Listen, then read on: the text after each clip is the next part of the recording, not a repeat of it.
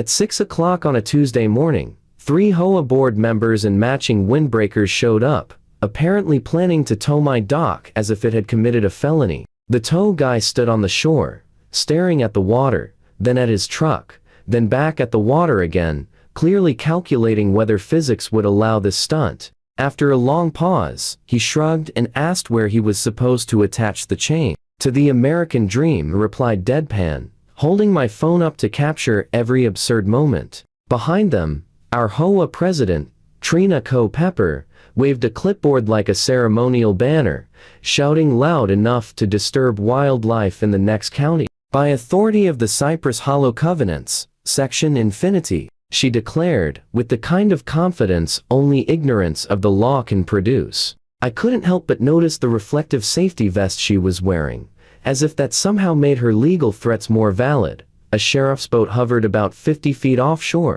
Inside, a deputy sipped coffee, clearly waiting for someone to do something spectacularly stupid. I had a feeling it wouldn't be me. "My name is Mason Bellamy, and I'm an IT guy whose greatest joy has always been staying out of trouble. 2 years ago, I purchased a condemned $5 lake shack on Gullbone Lake, a mosquito-ridden little ripple just outside Cypress Hollow. That price wasn't a typo. The seller needed to escape a tax nightmare, and all I wanted was some quiet water and an electrical outlet that wouldn't hiss like a venomous snake when I plugged in a coffee maker." The property had been abandoned for 3 years, gradually blending with the wild landscape. I counted 17 leaks in the roof alone. The dock tilted dangerously to port, and the entire shack smelled like wet dog and regret. But it was mine. It was waterfront, and it was peaceful. The HOA's reaction was laughter. Literally, laughter. At their next monthly meeting, Trina apparently circulated my purchase as a joke. Minutes later, I received a welcome packet that included a coupon for 1 free reality check, along with a passive-aggressive suggestion to review their 47-page architectural guideline manual, every single page devoted to acceptable mailbox fonts and shades of beige. I chuckled. Renovation happened slowly, mostly on weekends. I rewired the place, patched the roof, and reinforced the dock. Nothing fancy, just enough to make it livable. Then tech companies descended like a tsunami. Within 30 miles, 3 major firms opened offices. The state designated a scenic byway nearby, ushering in a flood of tourists. Property values didn't just rise, they skyrocketed. My dilapidated shack, eccentric and stubborn, was suddenly appraised at $5 million. Thanks to pristine shoreline, 200 feet off-water frontage, and legacy launch rights dating back before modern zoning laws. That's when things shifted. Laughter turned into paperwork. Mockery evolved into harassment. Trina started appearing at my property line with the surveyor's wheel, taking pictures, and making notes in her ever-present clipboard. Violations rained down like confetti at a parade. First, unapproved rustic aesthetic. My cedar siding, naturally weathered and picturesque, apparently violated some imaginary standard. She even included a paint chip of approved beige number 7. Then came the "Dock to Joyful" citation typed on official HOA letterhead, no less. My dock floated quietly, unobtrusive, except in Trina's world. Next, the kayaks were a crime against decor. Color clashes with community palette, the notice said. The kayak was blue, the color of the water it glided across. Trina wanted it top. Then came the surveillance motion-activated cameras aimed at my porch, ostensibly for traffic studies on a road where 3 cars passed a day. Night vision, pointed squarely at my front door. Then she trespassed, measuring my grass with a quilting ruler, crouching in the yard like a deranged horticultural inspector. Violation notices appeared at all hours. Wind chimes, firewood stacks, and even bird feeders drew her ire. When that failed, she escalated. A special assessment appeared for a $120,000 heritage pergola to beautify the shared shoreline. My portion? $22,000 for a structure I didn't want, on land I owned outright. Minor problem, my shoreline wasn't shared. My property predated the HOA by 40 years, officially grandfathered when the HOA formed in 1983. My deed showed I owned to the high water mark. I told Trina politely though with rising blood pressure that her covenants ended at my property line. She smiled, icy and unyielding, and said, "We'll see about that." She filed what she called an annexation by clarification with the county recorder. Not real legal paperwork, just words she invented that sounded important. Stapled to it was a forged quitclaim deed, claiming my dock, boathouse, and miscellaneous water features belonged to the HOA. The document looked professional at first glance, complete with seals and stamps. Problem: the notary was her cousin, who had moved to Arizona in 2019 and taken his official stamp. County officials confirmed the stamp was inactive, and the notary himself was surprised to hear of it. She also sent lenders notices of lien and intent to foreclose. Using HOA letterhead and statutes she'd clearly copied from a Florida homeowner blog. She claimed I owed $38,000 in back assessments, late fees, and legal costs for a property that had never been part of the HOA.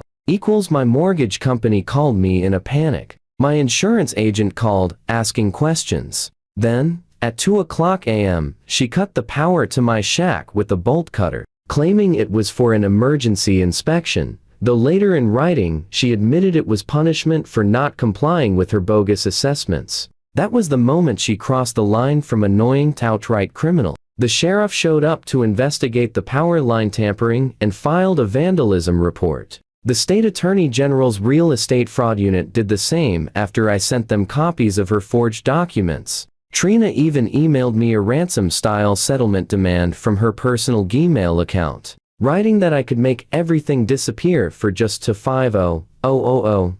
Federal authorities soon begin sniffing around for potential wire and mail fraud. Using the internet and the mail to commit fraud automatically escalates it to federal jurisdiction. The FBI doesn't find that kind of joke funny. Gullbone Lake, once quiet, quickly became swarming with law enforcement. Unmarked sedans lined the streets, and agents in polo shirts methodically photographed everything. Meanwhile, Trina continued, showing up, clipboard in hand, seemingly unaware of how deep the hole she was digging had become. I had done my homework long before any of this erupted. My title included a riparian easement recorded with the county in 1968. Buried under the lilac bushes was a survey monument marking my property line, a literal mic drop in granite. My lawyer filed a temporary restraining order, a quiet title action, and an anti-SLAPP motion to dismiss the nuisance suits Trina had machine-gunned at me. The county clerk nullified her fake annexation by clarification with genuine laughter that might have triggered asthma attacks. Deputies returned the power tools Trina had confiscated, and the Attorney General froze the HOA's operating account pending a full investigation. Even the tow company sent an apology basket filled with artisanal bungee cords and a handwritten note. At the emergency hearing, Trina arrived in a blazer colored like righteous fury, armed with 3 full binders, color-coded tabs, a laser pointer. She clicked nervously, and a PowerPoint titled The Greater Good. Slide 1 was a neighborhood map with my property highlighted in red like a malignant tumor. Slide 2 was my Zillow estimate, blown up like a wanted poster, $5 million circled repeatedly in red marker. She argued that my property value was inflating taxes for everyone else and that the HOA had a duty to acquire my land for the community benefit, mangling the concept of eminent domain at least 4 times. My attorney sat quietly, jotting notes and occasionally glancing at me with the faintest hint of a smile. When Trina finally exhausted 20 minutes of circular logic and appeals to community harmony, my lawyer calmly plugged in a jump drive labeled receipts. The evidence was undeniable, time-stamped. Ring footage of Trina trespassing on my property at least a dozen times. Sometimes at night, once with a flashlight, once with spray paint. She used to mismark my property line. Side-by-side comparisons of notary signatures clearly showed forgery. Bank records revealed the HOA account funding her personal legal fees. Screenshots from the HOA chat included messages like, "If we own the dock, we own the man," followed by laughing emojis. "Mason doesn't know we can just take it. Precedent doesn't matter if we act fast." And my lawyer cousin says possession is 9/10 and nobody checks county records anyway. The courtroom fell silent. Even the bailiff's chewing gum seemed to lose flavor. The judge studied the screen, removed his glasses, cleaned them slowly, replaced them, and stared at Trina with an expression that could freeze lava. He asked her attorney if he could explain any of this. Pale as a ghost, he admitted he was unaware of most of it and requested a moment to confer with his client. Trina whispered urgently to him. He shook his head. She whispered again, more desperately. He started packing his briefcase. The judge voided every single fraudulent lien she had filed, imposed substantial financial penalties on the HOA, and referred Trina to the district attorney for forgery, recording false instruments, and attempted grand theft. Then came the crowning moment. The judge appointed a receiver to run the HOA, mandated refunds of all bogus assessments to homeowners, and awarded me attorney fees, treble damages, and the legal right to host an annual dock party. I decided to call it Section Infinity. Trina's face cycled from red to white to a shade of gray, and never seen on a living person. Trina was sentenced to 400 hours of community service scraping zebra mussels off public piers, wearing a neon yellow vest labeled, "Ask Me About Deeds" in bold black letters. The judge required her to co-melt the work on weekends for maximum public visibility. She was fined $15,000 immediately, with an additional $23,000 in restitution to defrauded homeowners. A permanent restraining order barred her from coming within 500 feet of my property. She was permanently removed from the HOA board and prohibited from serving on any HOA board in the state for 10 years.